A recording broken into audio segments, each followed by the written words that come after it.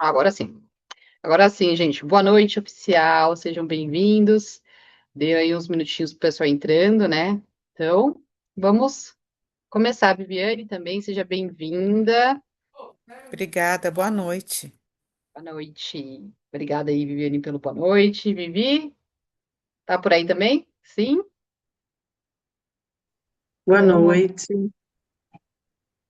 então vamos lá, gente. Não sei se a gente, né, conversa um pouquinho para dar um tempinho pro pessoal entrar. Primeiro, talvez eu tenha o pessoal entrando aqui.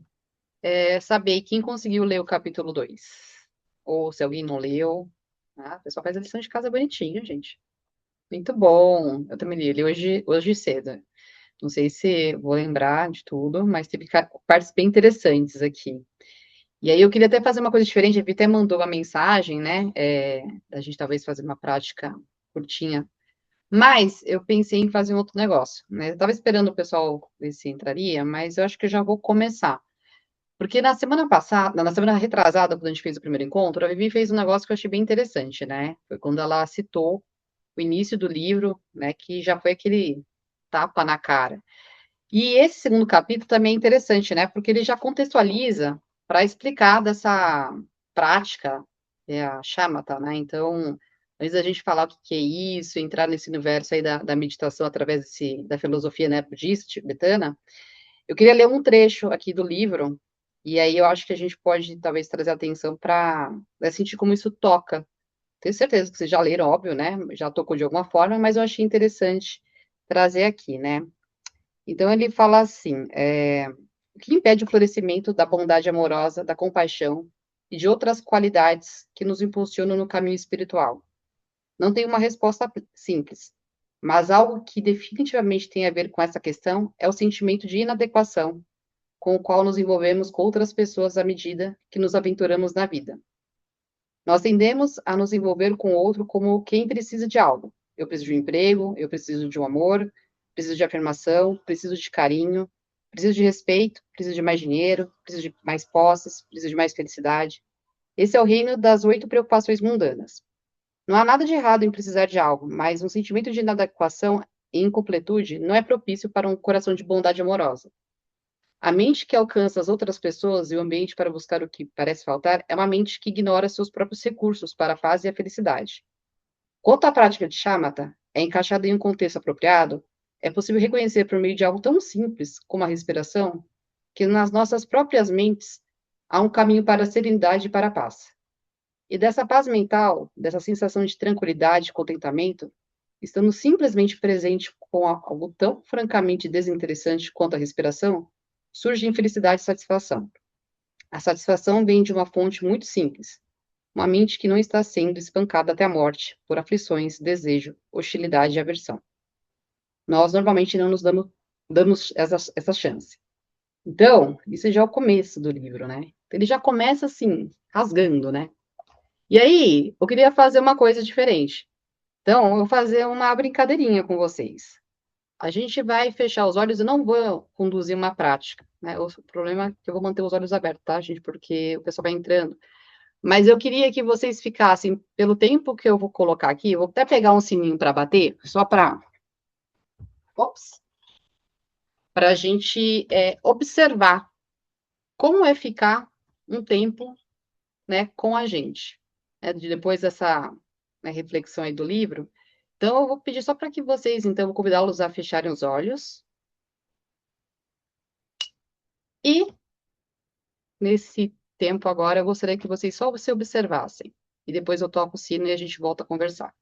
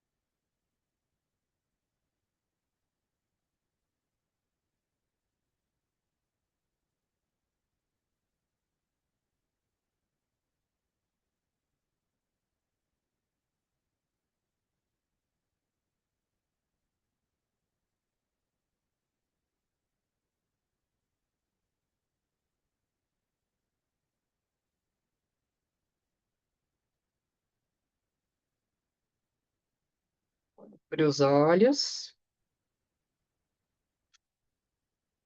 E aí, gente? Foi que um minutinho aí, mais ou menos, que eu pedi para vocês ficarem de olhos fechados. Como foi estar com vocês nesse um minuto? O que vier, tá? Alguém gostaria de falar? Todo mundo quietinho hoje. Vou falar, vou falar. Hum, É, na hora que eu fechei os olhos, eu disse, ai, que bom, consegui parar. Primeira coisa, assim, a sensação foi porque foi um dia corrido e eu, né, não parei um minuto.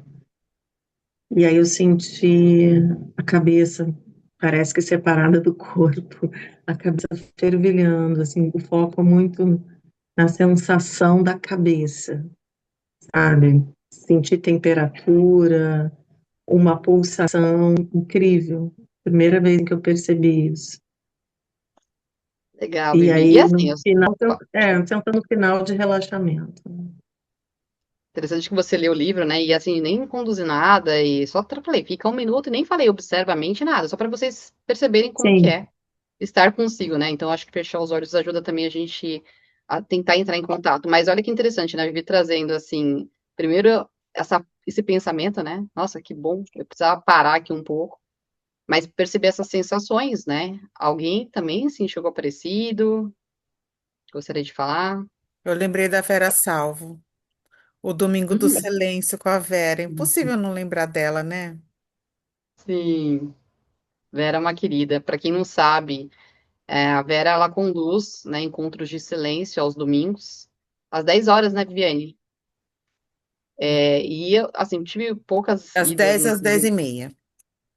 e é silêncio, gente, é prática de silêncio, e sempre tem uma poesia, tem alguma reflexão no final, é muito legal. Então, quem quiser depois, eu passo o link, tá bom? E é também gratuito, enfim, quando não é ela, é a Fernanda, então sempre acontece esses encontros. Eu acho que teve até um que foi o Sussumo, né, Viviane? Foi. E, O Sussumo foi ótimo. eles são No final, maravilhosos. teve um compartilhamento de experiências da meditação que teve no carnaval. O retiro que ele fez no carnaval, aí teve um compartilhamento de ideias. Que legal. E eles têm isso também, até aproveitando o gancho, né? Eles fazem, salvo engano, acho que já tem muito tempo que eles fazem retiro não sei se é de silêncio, mas tem retiros deles de carnaval, né, Vianney? Eu não lembro muito bem, mas uma proposta aí para quem de repente quer não pular o carnaval, mas pular dentro de si mesmo, né? E se conhecer um pouquinho melhor. Mas a ideia desse início, gente, era para a gente começar nosso encontro, né? Quebrar um pouco o gelo, a gente, né, de repente já se apropriar um pouco da ideia do que é o Shamatha, enfim. Eu nem sei se é assim que se pronuncia, mas arrisco dessa forma. Mas a ideia é a gente poder notar que um minuto não é, vamos assim dizer, tanto tempo. Mas um minuto, se a gente prestar atenção na nossa mente, no nosso corpo, nas nossas emoções, parece uma eternidade, né? E fora, né, o que pode estar surgindo, enfim, a Vivi trouxe, né, essa questão da percepção da cabeça mais pesada, e muito provavelmente pensamentos e a mente de macaco que a gente costuma falar, né, pula de um pensamento para outro. E eu acho que nos dias de hoje isso tende a ser pior, né? E aí o livro nesse capítulo ele traz, né, um pouco da técnica, né, da chamata para a gente poder mudar essa relação, né, de sair dessas aflições, ter que ter algo. E eu não sei se vocês já se perceberam nisso. Eu muitas vezes acho que uma vida toda a gente fica nessa posição do ter que ter algo, né? Como se nunca houvesse uma satisfação completa. E eu acho que a gente nunca vai ter, né? A gente sempre vai estar em falta com algo. Mas é caminho, de repente, para a gente mudar isso, né? De encontrar momentos, porque como ele traz no próprio livro, a mente vai dispersar. Isso é um processo natural da mente, isso vai acontecer. Mas uma mente treinada, ela vai dispersar menos, ela vai conseguir se estabilizar e estar mais, né, presente, e vai conseguir também avaliar melhor esses pensamentos, né? Então, acho que a gente pode começar daqui. E aí, eu gostaria de saber, né, quem leu, se teve alguma impressão, queria compartilhar, se vocês gostariam de, né, focar em alguma parte, a gente começar o capítulo e, né, tentar esmiuçando aí um pouco, né, o que foi falado no livro. O que que vocês preferem? Eu posso começar com um resumo. Claro, a Viviane é maravilhosa, gente. Os resumos da Viviane são os melhores. Sabe aquela pessoa da sala que fazia o resumo, pessoal que não leu o livro? É a Viviane, gente. Obrigada. Pode falar, Vivi. A prática de shamatha, reconhecer na respiração a própria mente como o caminho para a serenidade. Ideia central, tornar sua mente útil. O autor, ele coloca que antes da prática, a nossa mente é disfuncional. E ele dá vários adjetivos. Ela fica pesada, inflexível, rígida, escura e propensa ao mau humor. É, a gente adquire florescimento das qualidades que impulsionam o caminho espiritual, com a bondade amorosa e a compaixão. Aqui fala também sobre o sentimento de inadequação e incompletude no nosso envolvimento com as outras pessoas, nessas aventuras da nossa vida.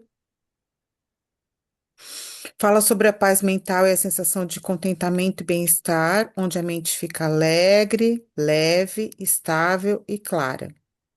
Fez também uma associação com a pessoa sentada em cima de uma colina, onde ele fala que quando a gente senta com a gente toca o mundo com leveza. Eu acho essa frase muito linda. E reconhece os nossos próprios recursos. Fala sobre um trecho do professor Tara Rinpoche, com as cobras. Aí tem outra frase que eu achei legal também. Ele simplesmente cuidava onde pisava. Atenção no presente, sem escorregar para as fantasias do futuro nem as lembranças do passado. O relaxamento que induz a sensação do nosso corpo e da nossa mente, a estabilidade e a vivacidade, que são os três pontos de ênfase da prática. O ritmo da inspiração e da expiração. Ele também questiona sobre a nossa mente arrastada, quando ela é afastada da respiração para os pensamentos, onde a gente precisa liberar o esforço como um suspiro de alívio. Fala das nossas divagações mentais, da nossa distração, para a gente pensar como folhas de outono sopradas pela brisa leve. Muito poético. Testemunhar passivamente, evitar manipular com intenção.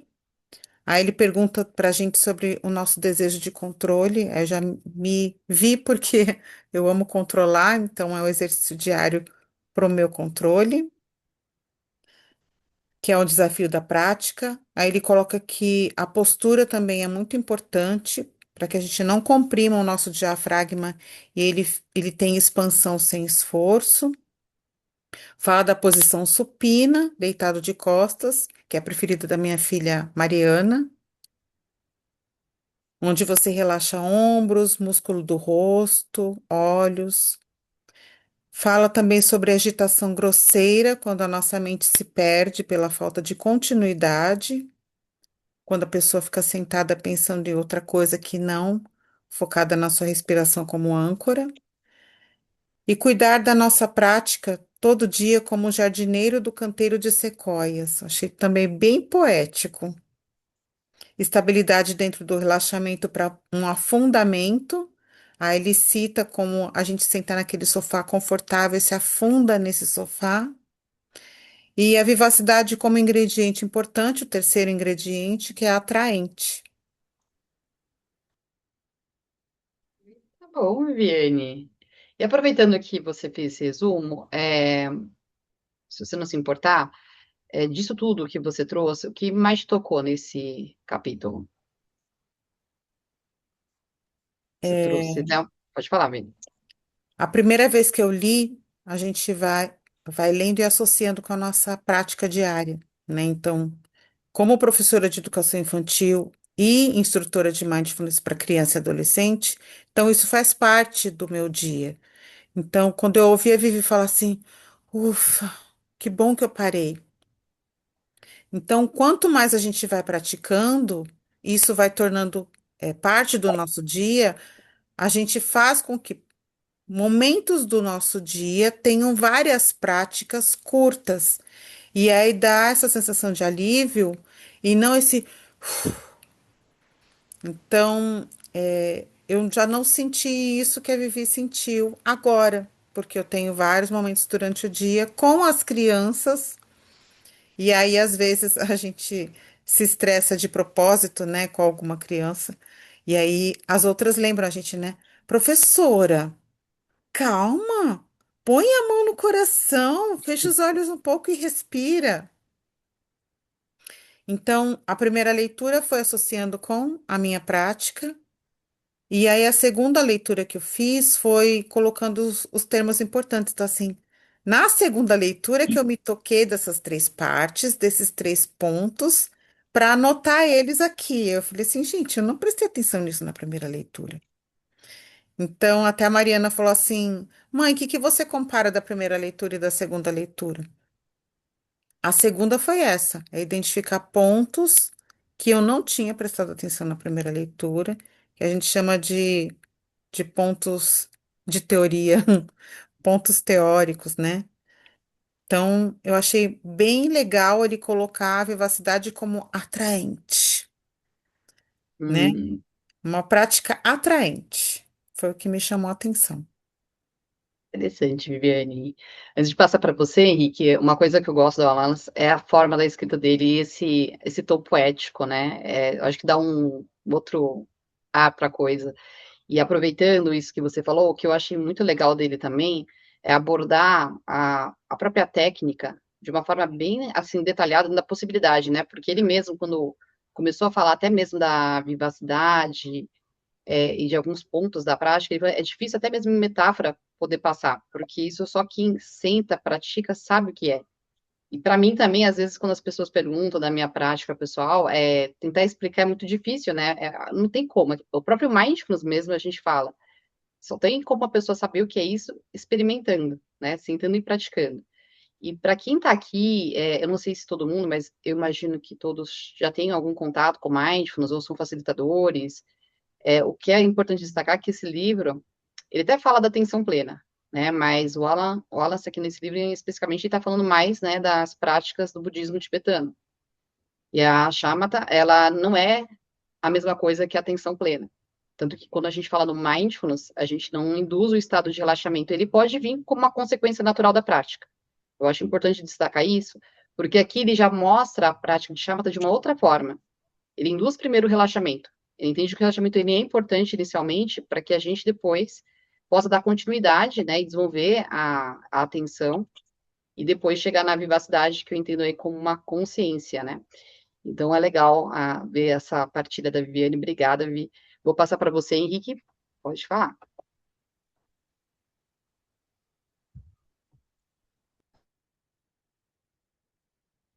Vocês estão escutando o Henrique? Eu também não Não, estou.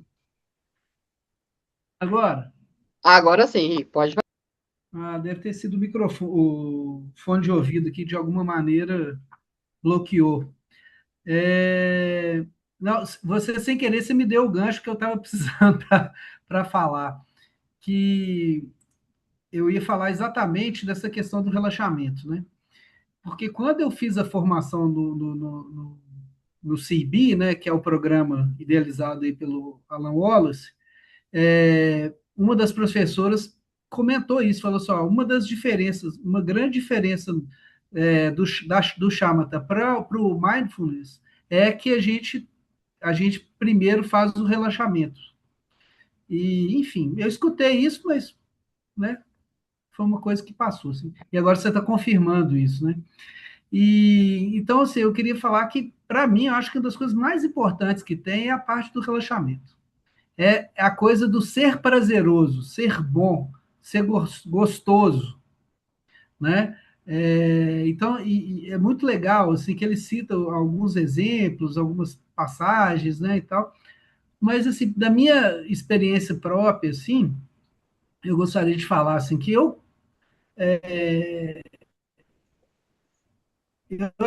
até gosto muito de meditar sem ser meditação guiada.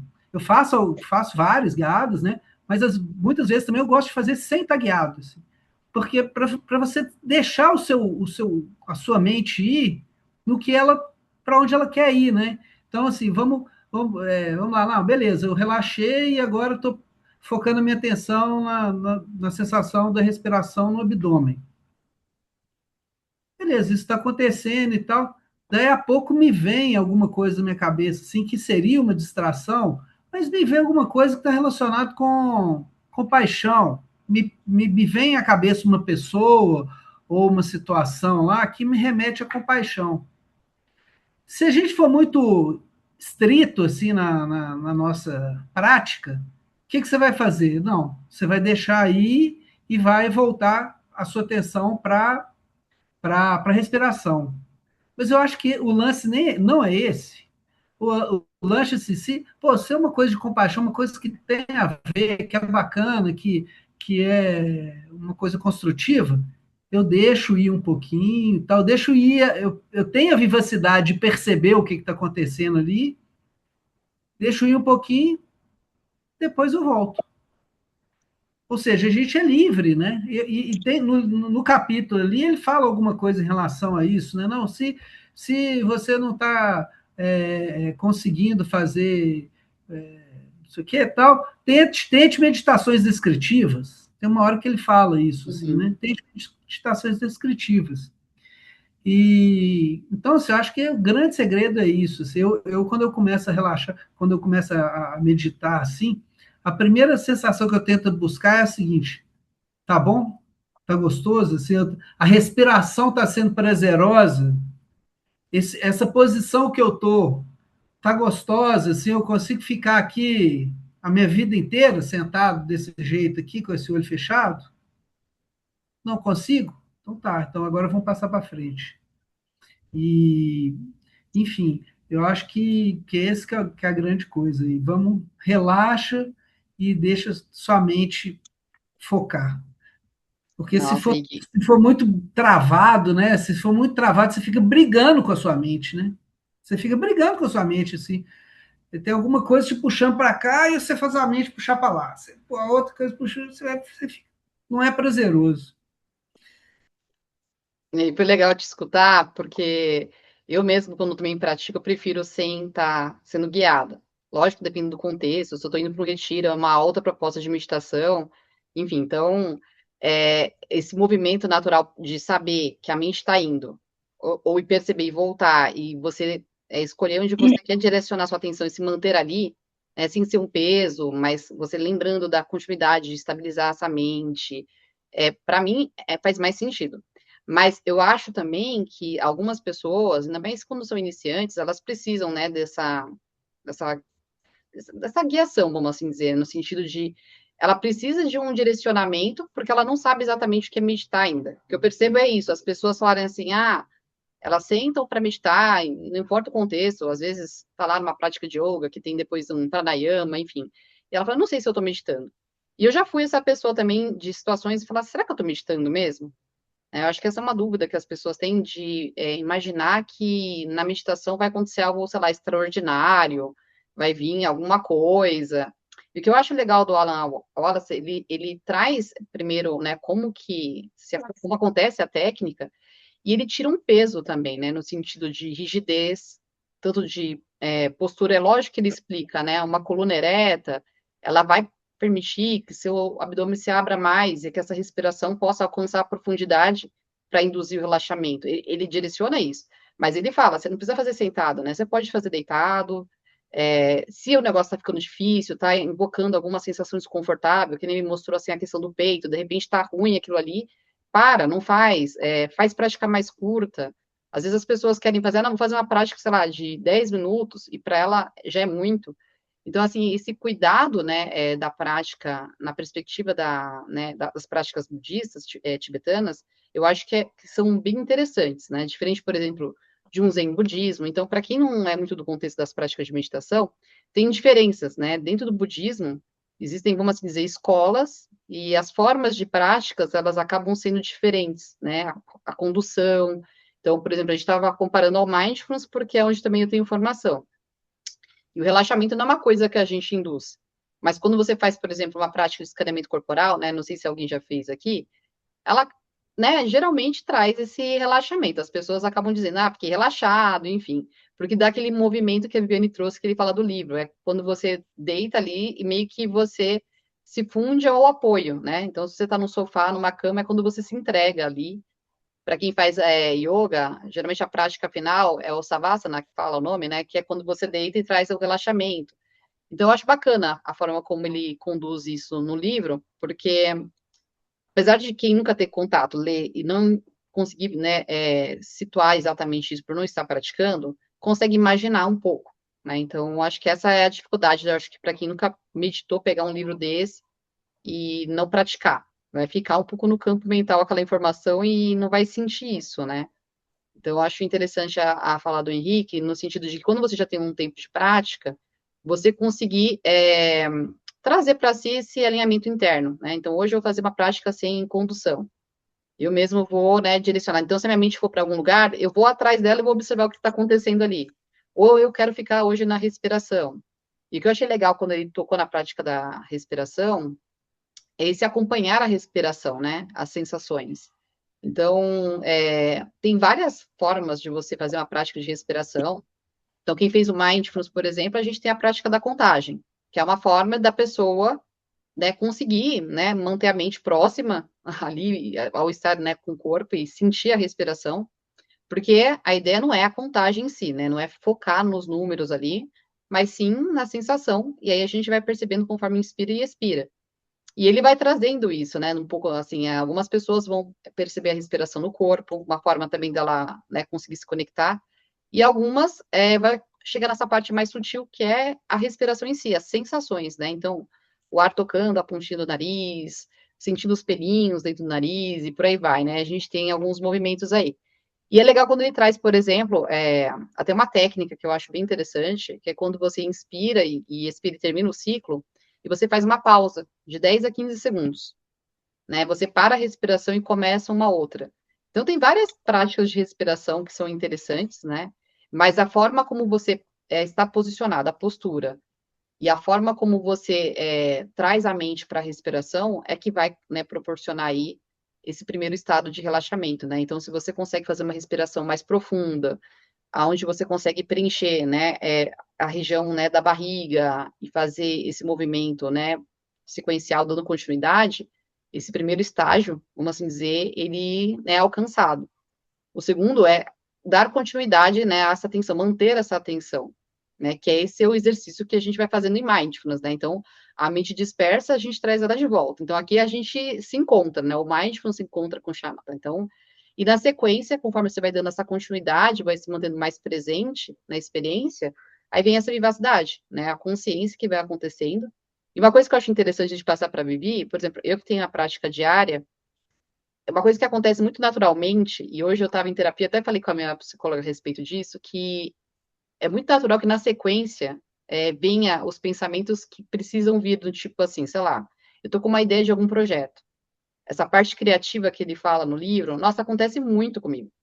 Então, é interessante, porque você vai conseguindo soltar daquilo que realmente não precisa, e você mantém a direção, né, para os pensamentos, né, que vamos assim dizer são mais propícios e certos na sua caminhada, né? Então, queria compartilhar isso com vocês. Conforme a gente vai praticando, isso vai ficando mais claro, mais fácil. Mas isso não quer dizer que todo dia que eu pratique seja assim, né? Então, só compartilhando um pouco da minha prática pessoal, né? Se alguém quiser compartilhar também, eu acho que é interessante. Vivi, pode falar. Ana, tua explicação foi maravilhosa, porque quando, né, na leitura eu fiquei um pouco confusa, justamente dessa diferença, né, como o Henrique colocou, mas a tua explicação foi ótima. E eu tinha separado aqui, porque eu fui procurar no chat, né, coloquei aqui o que é, né, shamatha, né, que se fala. E aí eu gostei que ele trouxe uma metáfora, e aí eu queria ler para vocês. A metáfora do lago. Imagine um lago de águas agitadas e lamacentas. Você não consegue ver o fundo e nem o reflexo do céu. Essa agitação é o nosso estado mental comum, o estresse, a ansiedade, o excesso de pensamentos. E shamatha é o processo de deixar o barro assentar.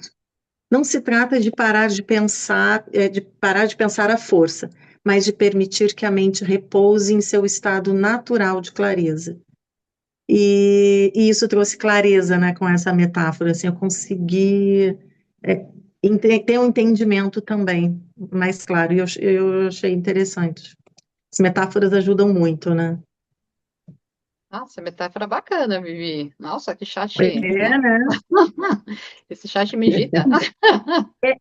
Porque eu estou dando os comandos, eu já estou trabalhando, Ah, né, no livro, e aí, então eu só estou usando o chat só para o livro.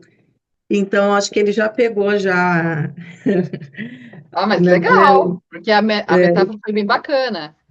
Acho que é isso, né? gostei.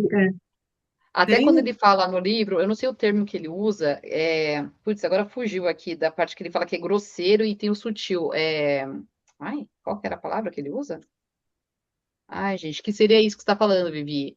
Nessa parte mais grosseira, quando a mente está muito mais agitada, Ele fala né? agitação grosseira mesmo.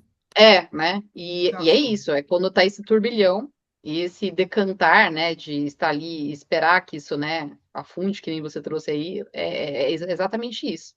Legal. Pode falar, Henrique. Tem um videozinho, eu tenho ele em algum lugar aqui, eu vou achar e depois vou colocar no grupo lá, e que explica a meditação mais ou menos por essa parábola, assim, que é tipo um copo d'água, assim, cheio de impurezas, e aí ele tá todo agitado e tal, não sei o quê. Aí quando você para, aquelas impurezas decantam, e aí fica muito mais límpido a coisa e tal. E aí o vídeo fala isso, ó, meditar é isso, é você, os pensamentos, você decantar os pensamentos no fundo para que sua mente tenha mais clareza. Eu vou botar isso lá. Muito legal, Henrique. Gente, as demais pessoas que estão aqui, se quiserem falar, tá? Pode abrir o microfone, eu pegar a mãozinha aí. E aproveitando uma coisa que a Viviane trouxe da fala dela, né? Que ela falou assim: não sei se você usou esse termo, Viviane, se eu errar aqui, você me corrija. Que você gosta de controlar ou algo nesse sentido, né? E sabe que eu grifei aqui, coloquei um asterisco e um coraçãozinho na frente, porque eu falei isso aqui é muito importante, né? Porque a forma como a gente está na prática, né, da meditação, ela é um reflexo da forma como a gente vive. E eu achei muito interessante quando ele trouxe isso aqui no livro, né?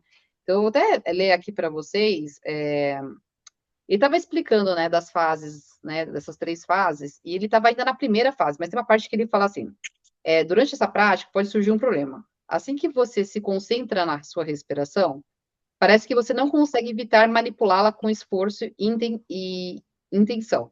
Então, por exemplo, se a gente chegar agora, fechar os olhos e trazer atenção para sentir a respiração, vocês vão perceber que naturalmente a gente tende a querer controlar, a modificar a respiração. Muito provavelmente, quando você sentar, você vai perceber a respiração mais agitada, ou mais curtinha, e parecer que não está dentro de um ok, né? E aí ele fala, isso levanta uma questão muito interessante. Podemos observar algo bem de perto sem o desejo quase irresistível de controlá-lo? Então, assim, observar essa respiração de perto já faz com que a gente induza esse controle, né? Então, aí ele traz, né? Isso tem alguma relação com o nosso desejo de controlar outras áreas das nossas vidas? Então, quando a gente está muito próximo de algo, né? Será que a gente não tende a fazer isso? E aí é óbvio, né? A cabeça vai a mil, você já começa a pensar em várias coisas. Vamos trazer até para um aspecto de relacionamentos, né? Então, quando você está muito próximo de uma pessoa, veja se na sua vida você já não teve essa, né, tendência a querer controlar alguma coisa ali, né? Uma relação de pais e filhos, de íntima, de trabalho, que seja, né? Então, de alguma forma, esse controle, Vini, acho que todos nós fazemos, né? Então, de uma forma ou de outra, por exemplo, eu trabalho muito com pessoas em questão alimentar, né? Então, as pessoas, quando têm questões alimentares, elas querem controlar aquilo, mas o que mais acontece é o oposto, né? Porque querer controlar muito a alimentação acaba, na verdade, perdendo o controle. Mas é interessante ver isso, né? Quanto mais elas pensam sobre isso, quanto mais elas querem mudar essa relação e colocam esse peso, mais elas perdem o controle da coisa, né? E aí, pensando em controle, né? Quando a gente tende a querer controlar as coisas que estão além da gente, é difícil, porque a gente não tem esse controle, né? E aí, quando as pessoas falam assim, mas o que a gente tem é controle de nós mesmos. Eu penso assim, em partes. A gente tem controle da gente mesmo no sentido se a gente tem uma mente treinada, que consegue voltar, que no geral a gente está no automático, a gente, né, carregado aí de uma bagagem de construções da nossa vida, padrões, enfim, e a gente perde esse controle por inúmeras razões, né? Então, assim, a gente tem controle sobre a gente? Ah, mais ou menos. Né? Quantas vezes a gente já perdeu o controle em alguma situação, falou que não queria, fez o que não devia e depois se arrependeu? Então, isso faz parte também, né, da nossa condição humana. Mas é interessante observar que a prática contínua e essa possibilidade da gente conseguir dar continuidade dentro da prática da meditação, dessa estabilização da mente, e depois cultivando, né, essas habilidades aí, as 4 incomensuráveis, né, como um todo, isso pode transformar a nossa vida. Mas se a gente começar dessa base de estabilizar a mente e manter-se ali, essa vivacidade que ele fala, essa consciência, ela vai se ampliando. A gente começa a ver as coisas com mais clareza. Então, assim, estou falando, é bonito, o que ele escreveu também é bonito, mas isso só vai ser sentido mesmo na prática. Então, por mais que a gente fale aqui, e claro, aqui ele está falando do Shamatha, mas o Shamatha, ele tem uma construção parecida com o que começa, por exemplo, um Vipassana. Né? Ele cita o Vipassana, ele traz uma outra linha também aqui, que é o Theravada, que são práticas distintas, tá, gente? Então, assim, são muitas meditações, inúmeras, mas aqui está descrevendo uma forma da gente fazer algo que é possível dentro da realidade, né, do Ocidente, né, no sentido de que, poxa, o próprio Mindfulness, né, eu lembro que nas primeiras vezes que eu fiz o programa, às vezes eu recebia um áudio, e eu fiz isso já, eu estou até adaptando o meu programa agora, no sentido de serem práticas muito longas. E às vezes as pessoas falam, não tem tempo, aí tem até aquela fala que assim, se você não tem tempo, você tem que praticar mais ainda. Mas às vezes não é nem questão de tempo. A pessoa ainda não tem a estabilidade para isso. Ou a condição clínica, ou ela tem alguma questão, não permite, né? Então, às vezes as pessoas falam assim, mindfulness é para todo mundo. Não, né? Ainda mais quando ele traz, por exemplo, você tem um aperto, uma sensação no peito. Ele até não fala o que seria o pior, né? Mas, por óbvio, quando você está num nível de estresse muito grande e você não consegue se estabilizar e confrontar aquilo que está te fazendo sentir aquela dor, se você tiver uma condição de saúde, isso realmente pode dar um pior no sentido até, né, mais grave, né? Então, a ideia é que a pessoa vai desenvolvendo isso aos poucos, dessas práticas curtas, ou ficar só na respiração. Ele até fala, se vier uma sensação ruim, até ele até traz, né, tipo, fazer outra coisa, sair para... Ele até fala de comer, né? É até estranho, mas ele traz, coma alguma coisa. Então, a gente, por exemplo, no Mindfulness, a gente falaria, não, não coma, mas o comer também pode ser um regulador, né? E aqui ele traz, de repente pega lá um pote de sorvete, né? No seu caso, isso vai ser mais útil, vai conseguir te estabilizar, porque você ainda não consegue, né, entrar em contato com isso. Mas eu acho interessante, né? Que é uma linha mais, eu senti mais flexível, né? Por exemplo, se você pega um Vipassana, eles não são tão flexíveis assim. Uma prática de Zen budismo é menos ainda, né? Então, o Zen budismo, por exemplo, é a linha um pouco da Monja Coen, né? Não sei se alguém já... Todo mundo conhece ela, né? As palestras dela são maravilhosas, mas quem faz um retiro com ela fala que ela fica até com um negocinho lá, tipo, para dar uns tapinhos no povo lá, se mexer, se fazer alguma coisa. Então, é uma coisa mais rígida. E aí, falando tudo isso, a minha ideia aqui era mostrar para vocês que a forma como ele traz a prática, a gente pode experimentar como o próprio Henrique falou, a gente testando, né, esse movimento dessas, né, 3 fases que ele traz, né? Então, não sei se alguém tentou fazer isso, ou se já praticou. Alguém já tentou, ou já praticou o Shamatha aqui? Marília, quer falar? Pode falar. Então, já pratiquei, eu pratico mindfulness desde 2006. Depois eu fui me especializando e pratico o Shamatha, assim, e dou aula para adolescentes. E eu gosto muito de usar metáforas, porque ajuda muito. Então, eu gostei muito da leitura desse livro, porque o livro que eu conheço do Alan aí, o Wallace, é o primeiro lá, Revolução da Atenção. E aquele livro não tem essa leveza que esse tem. Então, eu gostei muito, eu gostei do livro todo.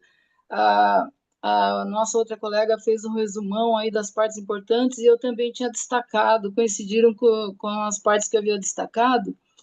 E eu moro aqui em Santos, praia, né? Então, o que eu uso com os adolescentes? Procuro usar coisas do dia a dia deles. Desenvolver de forma empírica essas coisas todas, né? E aí, um dos desafios que a gente sabe central da prática é a gente querer começar a controlar. E aí é pior, a gente manipular, e aí como a gente usa, a maioria da turma aí surfa, eu também surfo um pouquinho, é assim, quando você consegue as habilidades para subir na prancha, você sabe qual é a postura que você tem que ficar na prancha, para onde você olha, e aí você relaxa. Então, ele usou essa metáfora que eu achei muito legal. E aí é uma maneira de você começar a resolver o problema. Se estiver muito tenso, você não consegue, você levanta e cai da prancha. Então, você desfruta daquilo. Então, ele fala ali, quando respirar, desfrute.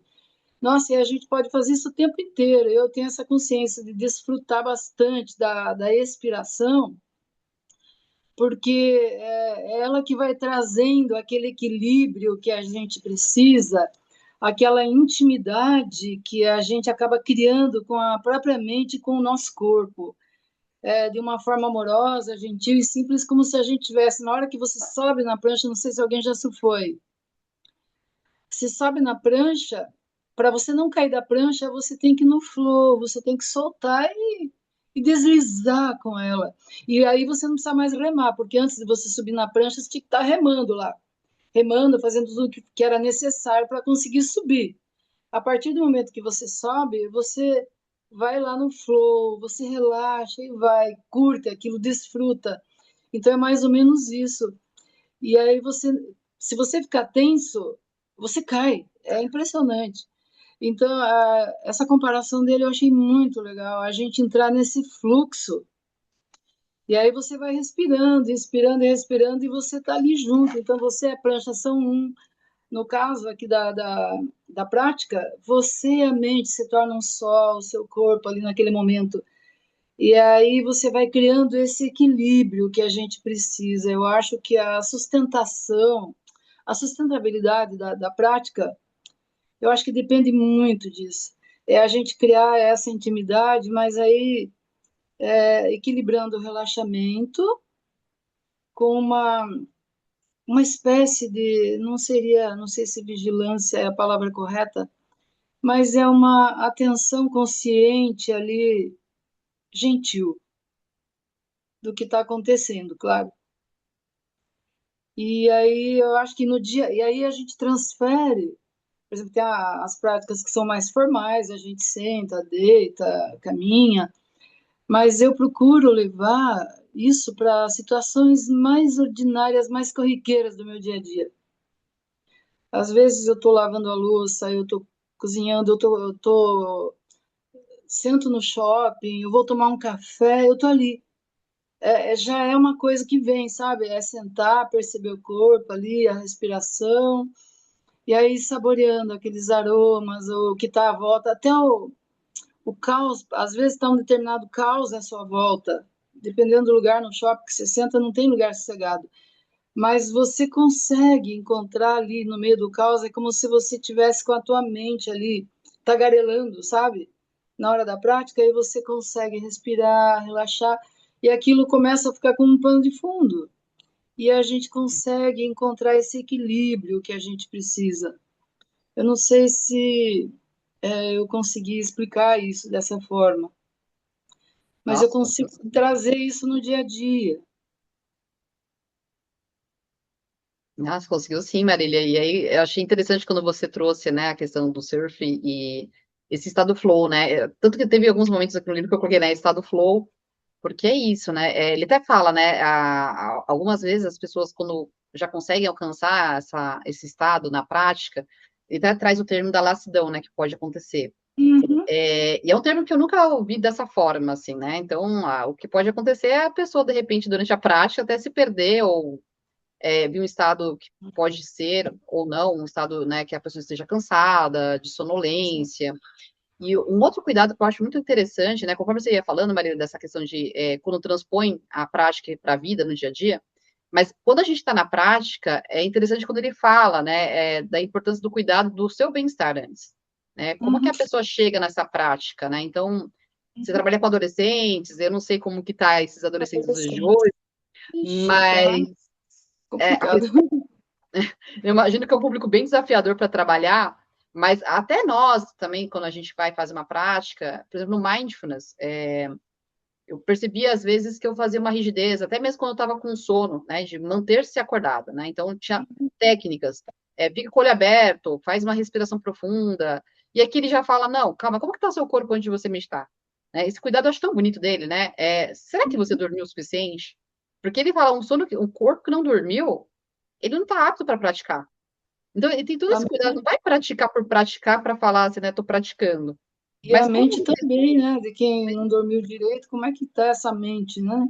que ela vai ficar sempre tentando manter-se acordado, né? E quando não posso dormir, ou tentando lutar contra algo que é fisiológico, né? Que está acontecendo ali, o sono. E é interessante quando depois que você tem um tempo de prática, você, óbvio, né? Sentir essa sensação, né, agradável que tanto você, o Henrique trouxe, a gente querer mais dela, né? E esse estado, eu já, né, tive algumas experiências assim. Até eu tenho uma que foi muito marcante para mim no Vipassana, foi uma prática que eu realmente, eu acho que não é aquela questão de eu perder a noção de tempo, assim, eu estranho o estado do flow e fiquei ali. E eu perdi o almoço, na verdade, né? Então, assim, mas eu tava lá e realmente foi essa coisa de a mente tá habitando o corpo e aquele estar no momento com isso era, né, tudo que eu precisava e não tava nem, assim, dialogando com a mente. Eu só tava sentindo, né? E aí me fez pensar o que a Marília trouxe, né? Quando a gente consegue dar uma continuidade na prática e vai até se estendendo, com o tempo, a gente vai realmente sentindo a necessidade de colocar isso no dia a dia em coisas bem sutis e simples, assim, né? Cotidianas, como ela falou, lavar uma louça. Então, por exemplo, eu amo lavar louça, gente. Parece assim, a gente fala assim, não gosta, eu odeio. É o momento que eu mais sinto esse relaxamento, porque tem a água. Eu fico na experiência mesmo de ser uma coisa só. E recentemente, agora eu passei por uma experiência, né? E eu quero dividir com vocês. Eu fui para uma ação social em Canudos, né, no sertão da Bahia, mas num distrito, nem sei se é distrito que fala, que é próximo a Canudos, que chama Raso, uma cidade de 300 habitantes, pequena, pequena mesmo. E eu já fui em muitos contextos de vulnerabilidade social, econômica, mas ali foi diferente, porque eu vi um ritmo diferente. Só de chegar lá, parece que o relógio mudou, né? Então, essa loucura que a gente vive aqui no Sudeste, eu não sei onde é cada um, mas estou aqui em São Paulo. Quando eu cheguei lá, eu vi o tempo caminhando diferente. As pessoas, né, assim, amanhã, que amanhã? Tipo, não tô preocupada com isso, né? Tem coisa para fazer? Não. E assim, a pessoa ali na janela, só contemplando e admirando, né, a vida, enfim. Então, isso foi muito bonito. Eu vi pessoas falando, essas pessoas sobrevivem. Eu falei, não, essas pessoas vivem. Quem sobrevive é a Uhum, gente. uhum. A gente que fica lá com a mente querendo as coisas, e eles, em momento algum, eu preciso de, sei lá, um fogão. Não. Eu lembro da mulher que me acolheu na casa dela, falou assim: aqui é muito simples, né? Meio que assim, se sentindo envergonhada, porque, sei lá, imaginava que eu tenho coisas melhores.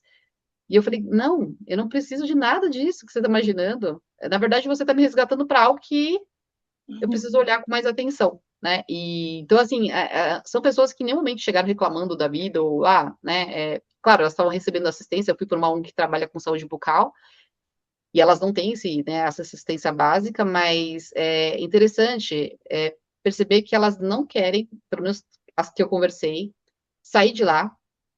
Elas se organizam de uma forma muito bacana.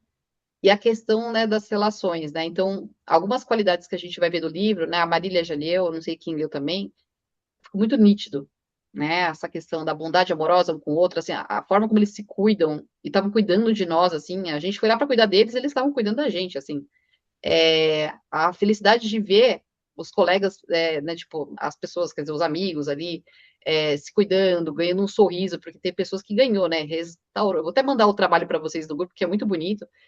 Então, assim, fico até arrepiada, que falar assim, gente, a gente tem muito e a gente cai nesse lugar que o Alan Wallace trouxe, né? Então, queria, né, trazer essa fala, que para mim me tocou muito, mas Eu acho principalmente, que pode eu falar, acho que é um Maria. resgate à nossa humanidade, Sim, porque eu vejo aqui na correria do dia a dia, Santos é uma cidade que não era para ser assim. As pessoas nem olham no rosto uma das outras, às vezes alguém cai, ninguém se importa, aliás, tomam a frente um do outro, eles não prestam atenção na como você pode ser gentil, a gentileza, a empatia, as pessoas vão endurecendo, é uma coisa incrível isso. Então, eu acho que isso resgata a nossa humanidade. Essa, eu sinto mesmo, Marília. Eu acho que esse endurecimento é uma coisa que eu tenho percebido que está bem piorando, né? E eu acho que são várias coisas, mas, por exemplo, você trouxe, né? Uma pessoa cai, as pessoas nem olham mais. Na verdade, até se alguém vier ajudar, a gente já fica achando que pode ser alguma coisa, né? Tipo, vou me assaltar, porque o mundo tá assim, né? Então, é complicado. Passam à frente, eles não dão espaço. Por exemplo, eu observo muito pessoas idosas, a calçada às vezes está estreita e eles estão vindo. Eles passam com tudo. Se o velhinho não parar, eles podem ser atropelados. Eles não param. E se a pessoa dá espaço, eu costumo dar esse espaço. Dou, espero, passo, por favor. Ninguém olha para você, ninguém fala obrigada, sabe? Coisas assim, simples do dia a dia. São regras, eu acho que os pais não têm mais tempo para isso. E às vezes são pessoas também que também estão nesse mesmo lugar, né? Então não Sim, sabem nem sim. como passar. Mas você falando isso, eu fico pensando assim, meu pai é uma pessoa que caminha muito em São Paulo, né? E ele é uma pessoa Uhum, muito atenta, assim, a prestar atenção, porque hoje ele não tem, né, outras atividades, é sim. aposentado.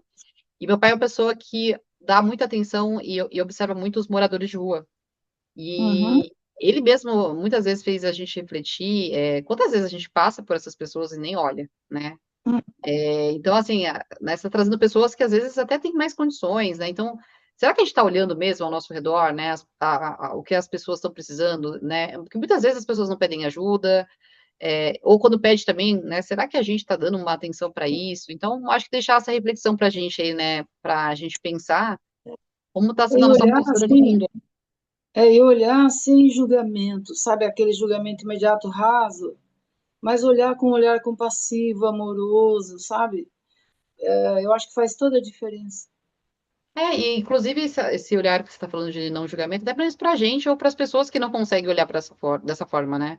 Porque Sim. naturalmente o nosso julgamento é mais rápido do que a gente, né, parar e falar, opa, peraí, tô caindo já no automatismo. Porque a gente julga, né? Não tem como, a gente julga mesmo, como a gente já falou, já tá falando mal do outro ali, mas quando a gente consegue fazer essa pausa, né, e as práticas nos contribuem para isso, eu acho que é aí que cai nesse lugar, né, de entendimento, da compaixão e dessa transformação, né, que né, o livro ele vai, né, trazer para gente.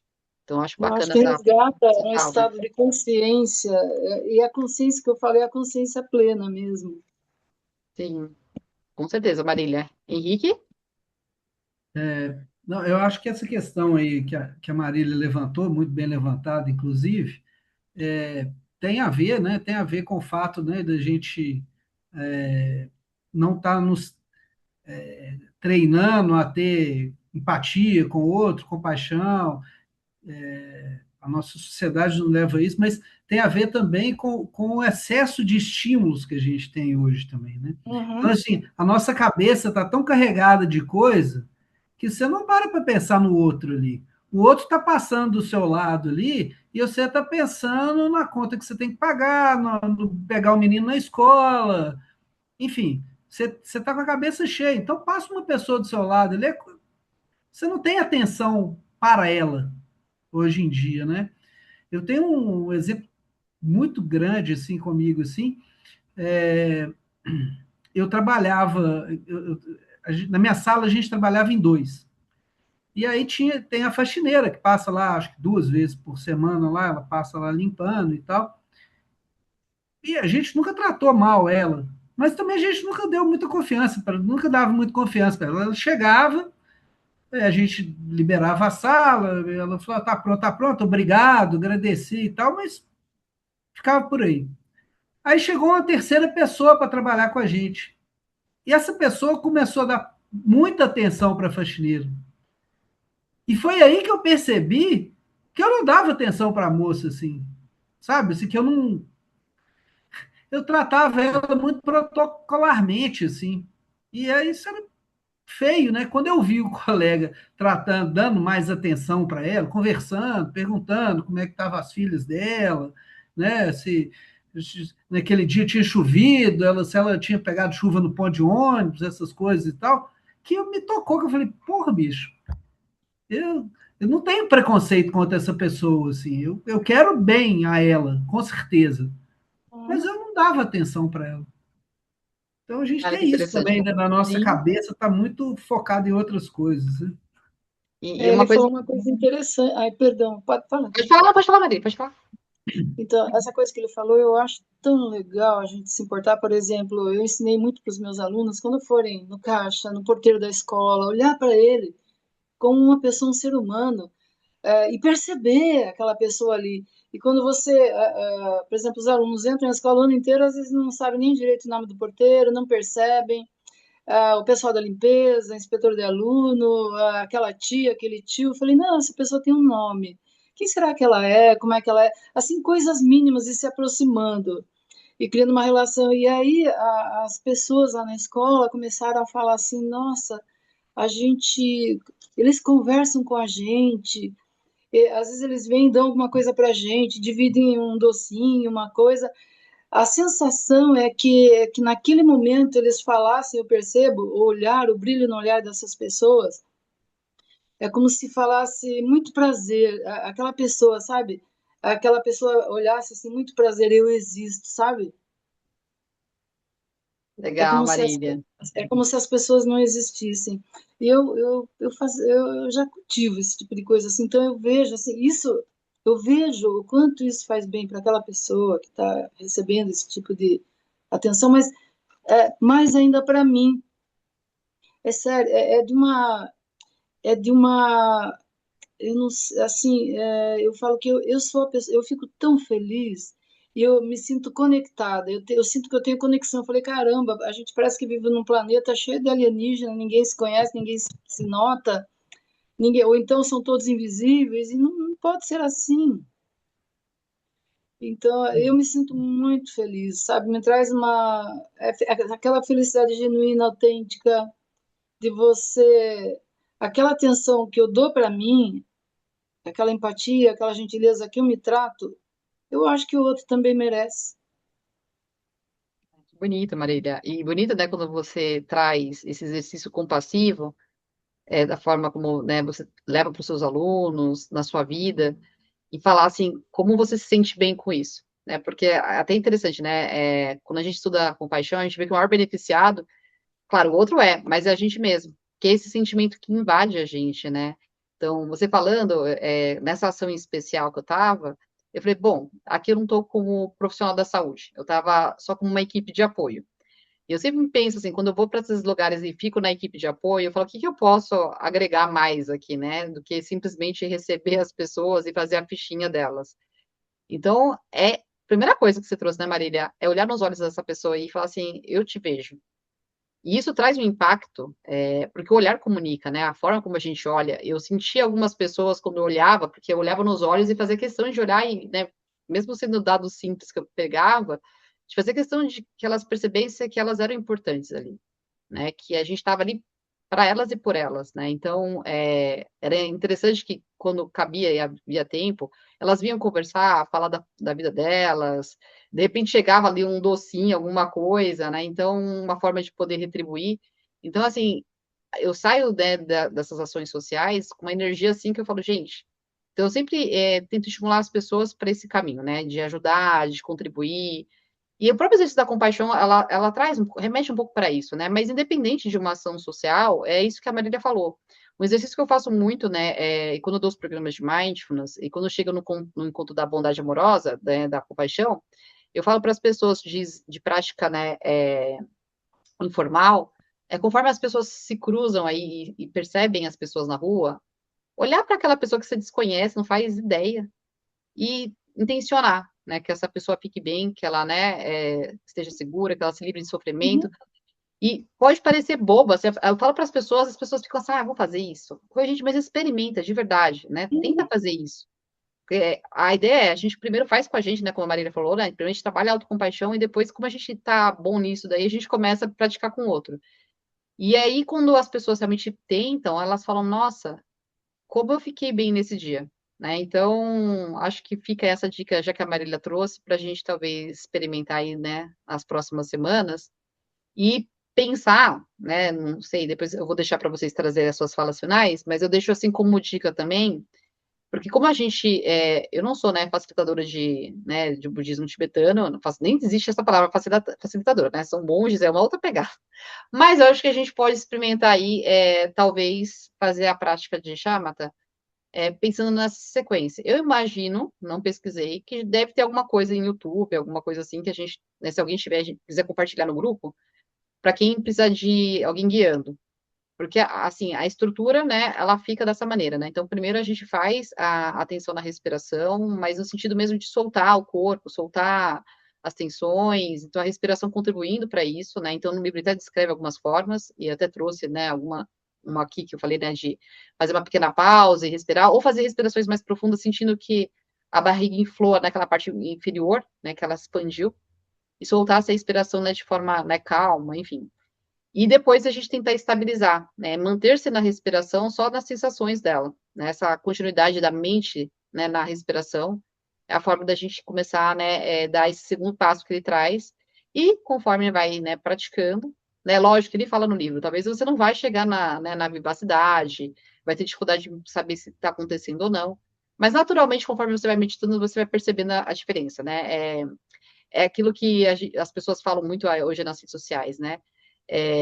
O hábito, conforme a gente vai criando, ele vai tornando difícil fácil.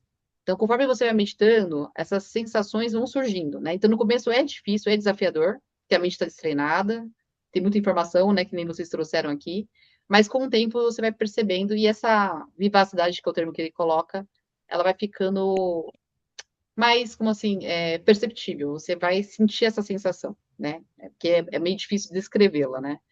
Henrique, pode falar.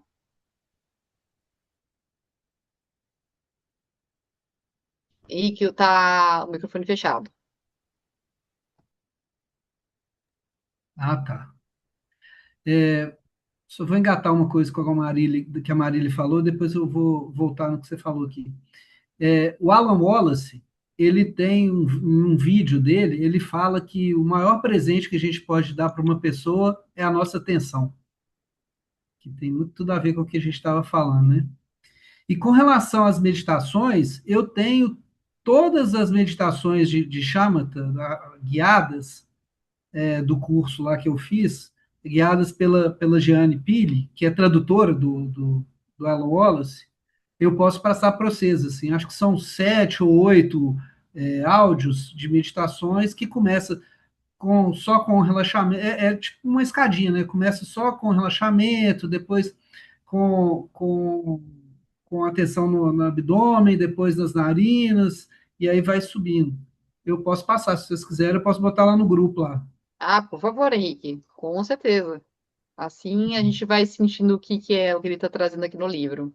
Obrigada, viu, Uhum. Henrique? Nossa, bacana mesmo. Alguém mais quer falar alguma coisa, gente? Já. Pode falar, Graça. Acho que seu microfone está fechado também. Pronto, eu estava aqui ouvindo e pensando no que esse livro provocou, esse capítulo. Porque quando eu escuto o Henrique falando, quando eu escuto a Marília falando, gente, eu sou de outro mundo, sinceramente, né? Vivi também, Ana também, Viviane, porque vocês estão muito mais evoluídos. Mas depois eu acalmei meu coração e falei, gente, é um treino, né? É uma intenção, é uma coisa construída. Desde 2014, né, Marília, que você falou, 2012? Não, 2006. 2006. Falei, cara, eu sou do outro mundo, apesar de fazer a prática, não vou regularizar. Eu já sou vovozinha, viu? Eu também sou vovozinha, eu tenho 3 netos. Mas, brincadeiras à parte, eu tinha anotado algumas coisas aqui. Claro que eu não vou ler tudo, porque a gente já agora está se despedindo do encontro. Não, pode falar, Mas o Graça. que Pode, quem quiser de repente sair, gente, fica à vontade, tá? me chamou muita atenção foi a coisa do treinar a mente para repousar, né? A nossa mente é cheia de serpentes tagarelas e a gente tem muitas vozes e vozes perigosas, difíceis da gente viver e a gente está ali, então, assim, ele traz muito isso e que bonito e que forma amorosa que ele traz, né? Então, todo dia um pouco, vai evoluindo, vai entrando em contato. Vai ser tão bom, Henrique, você mandar para a gente o que você tem, as práticas para a gente fazer, sabe? É bem providencial isso que você está fazendo. Outra coisa que eu anotei, Ana, foi tão bacana te ouvir que você foi para comunidade com 300 pessoas, não foi que você foi? E, Né? 300 pessoas. Quando eu já moro aqui nesse bairro, aqui em Brasília, há 13 anos. Quando a gente chegou aqui, não tinha morador quase.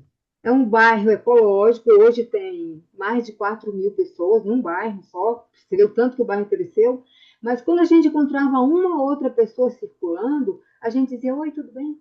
Oi, bom dia. Oi, boa tarde. E aí foi se criando um hábito nesse bairro que hoje, com essas 4.000 pessoas, pessoas que nunca se viram, dizem bom dia uma para outra quando se cruzam no mercado, na igreja, na farmácia. A minha filha mudou para cá recentemente e ela falou: Mamãe, eu estou impressionada, eu nunca vi as pessoas. E eu estava no mercado tal, e ela: Oi, como vai? Tudo bem com você? E tal, sua filhinha ali, que ela estava com o bebê no carrinho. Então, essa coisa de olhar para o outro, né, que não precisa saber o que ele está fazendo, mas só de se conectar com uma palavra amorosa, com uma presença, às vezes isso salva vidas. A pessoa se sente conectada com um olá, com um bom dia. E essa é a parte mais bacana das nossas relações com as pessoas, porque a gente tem tanta pressa, a gente quer dar conta de tanta coisa, né, Vivi? Estou lá naquele grupo, eu de vez em quando nem olho no grupo porque tem tantas mensagens. Eu falei, gente, eu não quero isso para mim, eu quero paz, tranquilidade, tenho 64 anos, eu quero ir mais devagar, eu quero respirar, eu quero desacelerar.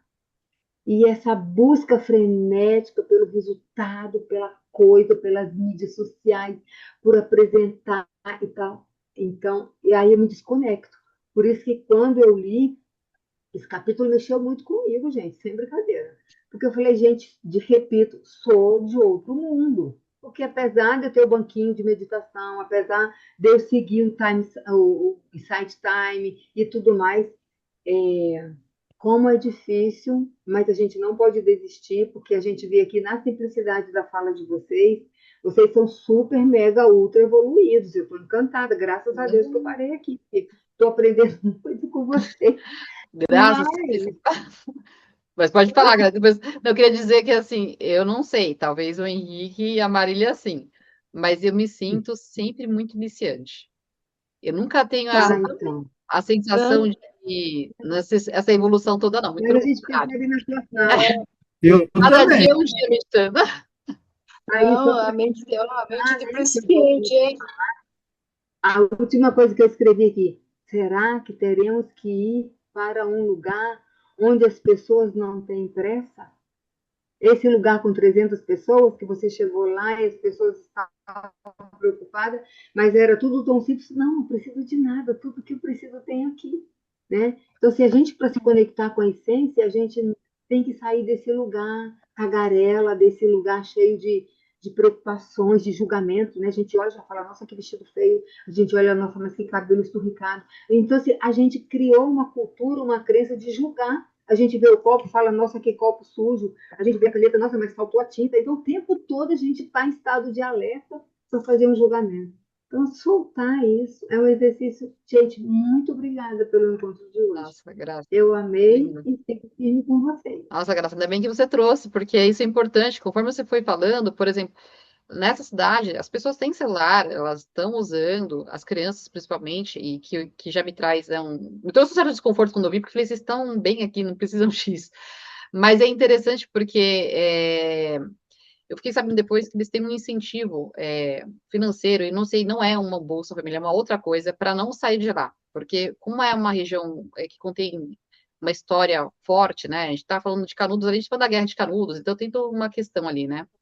Mas eu parei para pensar uma coisa ali e falei, cara, por que a gente precisa de mais, né? Porque o mundo que a gente vive é isso. Ele faz você querer mais, né? Não tem como, né? Não vou entrar muito no capitalismo, mas ele propaga isso. Então a gente, como fica insatisfeito, a gente vê as redes sociais, antes a nossa comparação era as pessoas próximas, agora a comparação se tornou muito maior. E eu vi aquelas crianças já acessando rede social e coisa e tal, e eu fico pensando, cara, isso daqui vai começar a contaminar essas pessoas. Claro, a ideia era, algumas pessoas falam, mas aí ela não amplia o olhar e não vê outras coisas. Mas eu fico pensando, mas o que a gente precisa ver de outras coisas? Na verdade, a gente precisa entender e compreender melhor nossas relações. Acho que as coisas, é que nem ele traz no livro, elas são importantes, a gente pode ter prazer com elas, mas é quando a gente fixa, né, de que a gente precisa sempre de algo, né, para estar bem, feliz, Então, às vezes eu entrava nessas reflexões lá e ficava pensando, poxa, mas eles não fizeram coisas como essas que eu fiz, né? E aí eu fico pensando, mas tá, eu fiz e tá, eu vivi uma experiência diferente, mas qual que era o objetivo daquilo? Muitas vezes eu fiz coisas que eu nem estava feliz, que eu nem estava, né? E então, não sei, é uma reflexão importante, também mexeu comigo, graça, né? O começo do livro já foi aquela porrada, mas como o Alan Wallace é muito fofo, né, de ser muito cuidadoso, por isso que eu sempre gostei muito do budismo tibetano, porque tem esse olhar mais compassivo, mais, sabe, de cuidado. Então, recomendo a gente, né, seguir lendo por partes, como a gente vem fazendo, e trazer essas reflexões, né? Eu acho que a partilha de vocês é muito rica, né? Então, acho que a gente pode, né, pensar em já encerrar o nosso encontro e refletir, né? Eu acho que trouxeram pontos bem interessantes aqui, e talvez aplicar isso já na nossa vida, né? De uma forma, seja aí com as pessoas próximas, de fato, a gente, e pessoas que talvez passam por nós. E queria eu muito, graça, que as coisas fossem como são aí onde você está, onde as pessoas pudessem se cumprimentar e, tipo, isso ser algo, né, o natural. Tipo, a gente olhar e, opa, oi, tudo bem? Bom dia. E não as pessoas ignorarem você, tipo, desviar até mesmo, você falar, nossa, gente, eu sou um ser, não tenho doença nenhuma, mas a gente vê isso muitas vezes. Às vezes está no elevador, né, e nem cumprimenta a pessoa que está ali. Ou não te cumprimentam, né? Então é isso. Alguém mais quer falar alguma coisa? Senão a gente já parte para, né, finalizar nosso encontro. Não? Então vamos fazer uma fotinho, gente. Né? Quem quiser ligar a câmera, quem não quiser também fica à vontade. Eu já até tirei uma foto antes, mas aí as pessoas não ficam, né, sorrindo e tal, e o pessoal não vai gostar se postar daquele jeito. Então, vamos lá? Então vamos lá, gente. Então no 3 aqui, só vou clicar aqui, peraí. 1, 2, 3. Pronto. Então, depois eu compartilho com vocês. Henrique, a gente vai ficar bem aqui esperando você mandar esses áudios maravilhosos. E conforme o pessoal for praticando, se alguém fizer a prática, traz o relato no grupo para ver como que foi, né? Quem já pratica ou quem nunca praticou, enfim. Né? Quem for Eu vou, assistir vou depois. mandar agora mesmo, porque eu já olhei aqui, tem aqui no meu Mande computador. também aí Oi? o que o chat te enviou sobre a metáfora Sim, das. já anotei aqui o que eu vou É, enviar. e a Viviane também, se quiser compartilhar o seu resumo maravilhoso também, né, do que você partiu das suas reflexões. Conforme a gente vai vendo algum material interessante também, a gente vai compartilhando. Tá bom, pessoal? Valeu, Obrigada. gente, até a Beijo, Boa próxima. noite, gente. obrigada. Beijo, Até a próxima. boa noite. Até mais. Tchau, tchau.